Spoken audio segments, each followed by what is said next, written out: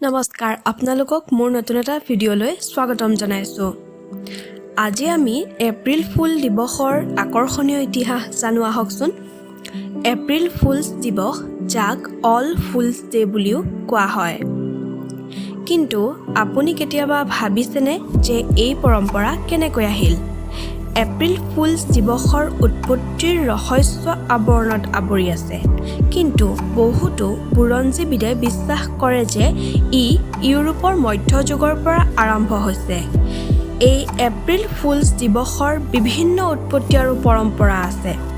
কিছুমান মানুহে বিশ্বাস কৰে যে এইটো মন পৰিষ্কাৰ কৰাৰ দিন, আনহাতে আন কিছুমানে ইয়াক অশুভ চিন্তাবোৰ পেলাই জীৱন উদযাপন কৰাৰ সুযোগ হিচাপে লয়।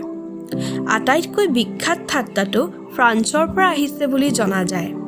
স্কটলেণ্ডত এপ্ৰিল ফুলছ ডেটো হাণ্ট দ্য গ্ৰোগ ডে বুলি কোৱা হয়, য'ত মূৰ্খসকলক ভুৱা বাৰ্তাৰ সৈতে বনৰীয়া হাঁহ খেদি পঠিওৱা হৈছিল, যাৰ ফলত হিলাৰিঅ'ৰ সৃষ্টি হৈছিল। ধন্যবাদ। আপোনালোকে যদি ভিডিঅ'সমূহ চাই ভাল পাইছে তেন্তে হ'লে লাইক, শ্বেয়াৰ আৰু কমেণ্ট কৰি দিব। চেনেলটো ছাবস্ক্ৰাইব কৰি দিব।